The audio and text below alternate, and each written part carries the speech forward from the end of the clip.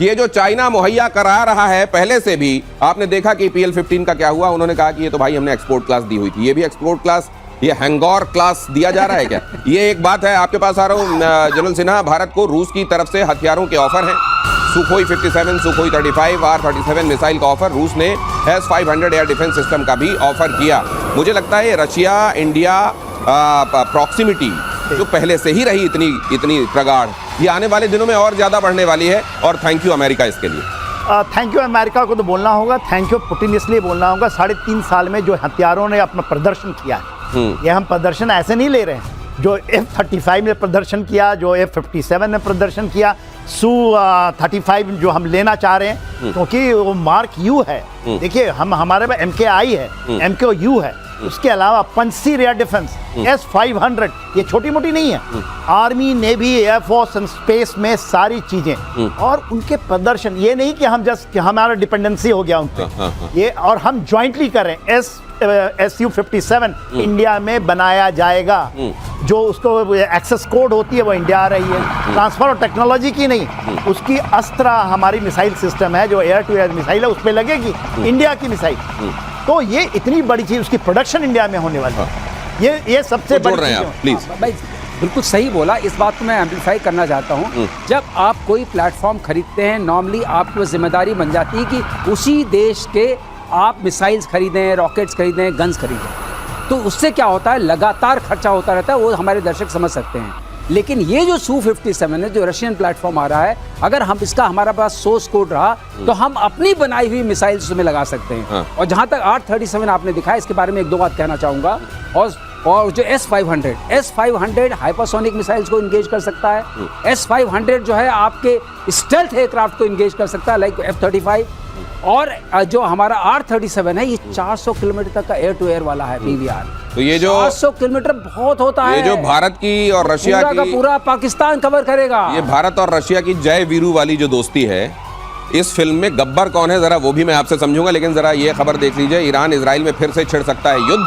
Israel में air defence system का production बढ़ाने पर जोर, ईरान यमन कर सकते हैं इजराइल पर हमला। अब ये खबर भी जरा देख लीजिए, एक दूसरे वॉर फ्रंट से आपको बता रहा हूं, ईरान और इजराइल में युद्ध फिर से छिड़ सकता है। इजराइल में एयर डिफेंस सिस्टम का प्रोडक्शन बढ़ाने पर जोर इस समय दिखाई दे रहा है। ईरान यमन कर सकते हैं इजराइल पर हमला। इजराइल अपने शत्रुबोध को लेकर बहुत स्पष्ट है, उसको बहुत स्पष्ट मालूम है कि मेरे दुश्मन कौन कौन है, और उसको ये भी बहुत अच्छे से मालूम है कि ये उसके लिए अस्तित्व की लड़ाई है। तो इसलिए ये बड़ा आसान हो जाता है जब आप गफलत में नहीं रहते, जब आपके पास क्लैरिटी होती है अपने दुश्मन को लेकर और आपको क्या करना है इसको लेकर, और ये कितनी बड़ी थ्रेट है इसको लेकर, तो फिर गफलत नहीं होती है। और कम से कम इजराइल के मामले में ये साफ है कि उसको गफलत रखता नहीं है। ये ठीक है कि उसको कुछ चीजें इस बार के युद्ध में पता चली जो उसको और बेहतर करना है, और वो उसको उस तरफ फाइन ट्यूनिंग में लग गया है। अब ये ट्रंप महोदय क्या उधर भी कुछ नोबेल के लिए करने जाएंगे? देखिए, नोबेल पीस प्राइज ट्रंप लेके रहेंगे, ये मैं आपके चैनल से बड़ी रिस्पॉन्सिबिलिटी के साथ कह रहा हूँ। क्योंकि अब उन्होंने अगर ये वाला करा दिया, उनका बेसिक इशू है, अगर वो यूक्रेन और रशिया के वॉर को थमा देते हैं, पीस करा देते हैं, जिसमें कि पुतिन मानने वाले नहीं है, जैसा कि जनरल सिन्हा ने भी कहा, जब मतलब ये सब डॉनबास मिलेगा नहीं। ये सब तो फ्रिंज है, आप ये कह रहे हैं? ये फ्रिंज है, ये फ्रिंज है, ये चलता रहेगा। क्योंकि इजराइल की हालत ये हमेशा से रही है कि मारता 10 है, गिनता 1 है। तो ये तो मारेगा ही मारेगा। हूती को उन्होंने अभी भी खबर आई है ऑलमोस्ट तबाह कर दिया, उनके सारे जो इंफ्रास्ट्रक्चर है उस पर लगातार वार हो रहा है। ईरान में 50 विस्फोट हो चुके हैं, कहाँ हुए, क्यों हुए, किसी को पता नहीं। ये क्यों हो रहा है सर? ये होता जा रहा है, तो इसको आप कोइंसिडेंट मानिए। मुझे एक चीज और लगती है, जनरल सिन्हा शायद बता पाए। जनरल सिन्हा, मुझे ये लगता है कि बाकी वॉर फ्रंट्स पर शांति के लिए ट्रंप एक नोबेल ले सकते हैं और इजराइल ईरान वाले में मल्टीपल नोबेल ले सकते हैं कि देखो इस दिन भी शांति कराई थी, फिर उसके 1.5 महीने बाद फिर से शांति कराई थी, और उसके बाद फिर से शांति कराई थी, तो यहाँ मल्टीपल नोबेल है। ऐसा भी हो सकता है। जो इन्होंने मिडनाइट हैमर चलाया था ना, एक बार आए, हमने फर्दों में मार दिया और शांति ला दी जी, क्योंकि उन्होंने 10 दिन से लड़ रहे थे जी। जो उन्होंने ये लगाया था ना, राइजिंग लायन नाम दिया था, ऑपरेशन राइजिंग लायन, और वो जून में शुरू किया था। तो बोला शांति हो गया, ठीक है, फिर से बात करो, हमारे को कुछ तेल उल के खजाने दे दो, फिर हम बातचीत कर देंगे। विटकॉफ वहाँ भी जाते हैं और मांग वही है कि हमारे जो यूरेनियम के खदान है वहाँ पर हमारी एंट्री दे दो, और जहाँ तेल की है पर्शियन गल्फ में हमको एंट्री दे दो, सब चीज़ सही हो जाएगी। मगर वो बात मान रहे हैं। फिर इसलिए बात नहीं मान रहे हैं ईरान, तो फिर उसको दबाया जा रहा है। तो देखिए ईरान भी कहीं ना कहीं तो दबा है। तो सर आने वाले दिनों में क्या एक और बायोग्राफी लिखेंगे जिसमें लिखेंगे from deal maker to peace maker Trump? मैं थोड़ी अपनी चेंज उनके छवि में उनको कर रहा हूँ, थोड़ा थोड़ा खास करके ना जो मैंने वहाँ देखा अभी वो अलास्का में ट्रम्प साहब has acted like a statement. ये आप there he was, he acted देखिए मैं उनको पूरा point, he is a chap हो ना जो कि आदमी 5 मिनट तक कंसंट्रेट नहीं कर सकता। वो पुतिन साहब को 8 मिनट तो वहां सुनते रहे। मुझको लगता है इसके लिए आपको पुतिन साहब को क्रेडिट देना चाहिए। पूरा क्रेडिट है। उन्होंने ऐसा दबाया, इन्होंने बोला ना गाड़ी में पहले जाके बैठ गए, उनको एक साथ नहीं ट्रैवल करना, पहले ही बोल दिया देखो या तो आप देख लो 7 घंटे की। तो अगर एक ऐसा बच्चा जो कभी क्लास में शांत नहीं बैठता वो अचानक किसी टीचर की क्लास में अगर शांत बैठ जाए तो फिर उसमें क्रेडिट उस बच्चे को नहीं उस टीचर को जाना चाहिए। और मुझे लगता है पुतिन का करिश्मा यहाँ पर काम करके गया। अगली एक फन फैक्ट जोड़ना चाहता हूँ।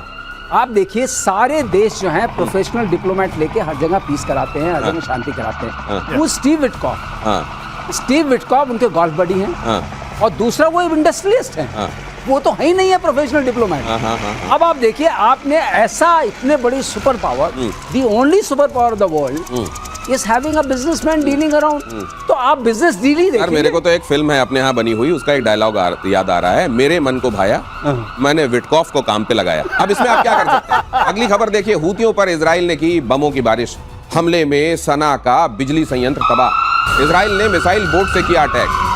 इजराइल ने मिसाइल बोट से अटैक किया। हूतियों को भी इधर लेसन सिखाने में इजराइल लगा हुआ है। इतने सारे एडवर्सरीज, इतने सारे दुश्मन, एक इजराइल, लेकिन सबसे क्या खूब लड़ता है ये इजराइल। और ये बताता है कि अगर आपको अपनी रक्षा को लेकर वाकई सजग होना है तो फिर कोई भी छोटा सा भी समझौता आपको किसी भी लेवल पर नहीं करना चाहिए। थ्रेट जब तक उधर से सिर उठाए तब तक आपको इधर से बारिश कर देना चाहिए और थ्रेट के सिर को कुचल देना चाहिए। हूतियों पर इजराइल के बमों की बारिश, यही तस्वीर आप यहाँ पर देख रहे हैं। ये मुझे लगता है सर कि एग्जिस्टेंस का अगर मामला हो और आपको कल्चर, अपनी संस्कृति को, अपने रेस को बचाना हो तो इजराइल आपके सामने एक केस स्टडी है। इजराइल केस स्टडी ही नहीं है, Israel is the best example कि आप इतने छोटे होकर के लेकिन अगर आप अपनी एग्जिस्टेंशियल क्राइसिस को कैसे अपने सामर्थ्य में बदल सकते हैं, ये इसमें तो कोई शक नहीं है कि इजराइल को आप there is no other country in the world so small, so distinct but so compact and so powerful। तो ये एक लेसन है, लेकिन क्या दुनिया के बाकी जगहों पर ये लेसन, और लेसन कहते हैं कि बहुत सारी चीज़ों पर डिपेंड करता है, आपकी अपनी परिस्थितियां अलग होती हैं, क्या वो लेसन एज इट इज़ आप लेकर इंप्लीमेंट कर सकते हैं, एक दूसरा सवाल है। लेकिन ईरान के ऑयल डिपो पर फिर लगी संदिग्ध आग, जिसका जिक्र अभी कर रहे थे मार्शल श्रीवास्तव। बड़े धमाके के बाद लगी डिपो में आग, कई किलोमीटर दूर तक फैला धुआं। ये क्या मोसाद कर रहा है सर? ये इन्हीं के लोग कर रहे हैं? ये अपने आप ये एक्सीडेंट्स हो जा रहे हैं? क्या है सर ये? देखिए ये तो कर तो रहा है कोई अदृश्य हाथी, मैं मोसाद का नाम ना लूँ तो कर रहा है, आप समझ जाइए। मगर हो तो रहा है क्योंकि देखिए जहाँ से ये हुआ है 2 जगह हुआ है। एक तो ऑयल उनका वेयर हाउस था जो तेहरान में है, जो ये वाला है वहाँ पर 95% ऑयल निकलता है, वो आपके पर्शियन गल्फ के मुहाने पे जी वहाँ हुई है। और वो कहते हैं कि बिकॉज ऑफ ओल्ड। तो सर अब दो तरह के पीस प्राइसेस आया करेंगे, ओवर्ट ऑपरेशंस में और कोवर्ट ऑपरेशंस वाले, 2 तरह के पीस प्राइसेस। तो देखो मैंने युद्ध तो रुकवा दिया था, तुम लोग लड़ रहे थे, लेकिन इस तरह के रुकवाने के मैं अलग से लेता हूँ। वो तो वो महारत है उनको। कोवर्ट ऑपरेशंस अमेरिका जो करता है, चाहे आप उसको कोवर्ट कर लीजिए चाहे उसकी महारत है। पीस तो कई तरह से आती है। पीस तो एक तो आपको अपने बॉर्डर पर शांति चाहिए, आप मिसाइल और एक दूसरे के ऊपर फाइटर जेट्स ना छोड़ दें, ये वाली शांति चाहिए, उसका नोबेल अलग से, और ये वाला जो कोवर्ट ऑपरेशंस वाला इसके अलग से। नहीं, दो हैं। उसमें एक है डील वाला कोवर्ट के लिए, एक डील और एक नोबेल पीस प्राइज वाला जो दिखता हो। अच्छा, जो दिखता हो। और ईरान और रूस में सीक्रेट डील की खबर से अमेरिका में हड़कंप है। मॉस्को तेहरान के बीच गुप्त रक्षा सौदों से बढ़ा तनाव। खबर है कि ईरान ने S-400 का टेस्ट भी किया है। ये टेस्ट इस्फहान शहर के पास किया गया है और ये वही इलाका है जहां इजरायली एयरफोर्स ने जून में युद्ध के दौरान S-300 एयर डिफेंस सिस्टम को तबाह कर दिया था। अब सवाल ये है कि देखिए एक S-400, एक ये जो इन्होंने बैटरी ले ली है, इसको यूं डिस्प्ले करना उस जगह पर जहां इनका एक अपना एयर डिफेंस सिस्टम पहले तबाह कर दिया गया था, ये इसके पीछे रेजिलियंस है या ये इसको नासमझी कहेंगे सर? नासमझी बिल्कुल नहीं है। इसका मतलब है कि Putin has regained even more confidence after me. अच्छा, आप देखिए हर चीज मीटिंग जब से तय हुई थी तब से चीजें ईरान में ये S-400 का कोइंसिडेंटली आप देख रहे हैं खुल के आ रहा है। ओहो। इसका मतलब न तो रशिया घबरा रहा है कि मैंने दिया, न ईरान घबरा रहा है कि मैंने लिया। Okay okay. इस ट्रांजैक्शन के ऊपर कोई बात हो रही है? नहीं हो रही। आपने कहीं कोई सैंक्शंस की बात सुनी? बिल्कुल नहीं, बिल्कुल कोई हमेशा काटसा नहीं है। काटसा की इसकी उसकी बात सुनते हैं, हाँ। तो क्यों नहीं हो रहा है? इसका मतलब यह है कि अब जो हम लोग कह रहे हैं, जो आकलन हमारा यह है कि पुतिन जिस तरह अब खड़े हैं और जहां खड़े हैं, तो ट्रंप शायद उनकी बात मानने के लिए हाथ आगे बढ़ा चुके हैं। अब ट्रंप हाथ आगे बढ़ा चुके हैं और पुतिन ने उनको जिस तरीके से चीजें समझाई हैं, उसके बाद ये पुतिन का कॉन्फिडेंस भी जगह जगह पर ऐसा लग रहा है कि सरफेस कर रहा है। और गाजा से आया हमास के हमले का नया वीडियो दिखाता हूं आपको। अल कसम ब्रिगेड ने जारी किया स्टोन्स ऑफ डेविड ऑपरेशन का नया वीडियो। इजरायली सैन्य वाहनों को निशाना बनाने का दावा। हमास का संगठन है ये अल कसम ब्रिगेड।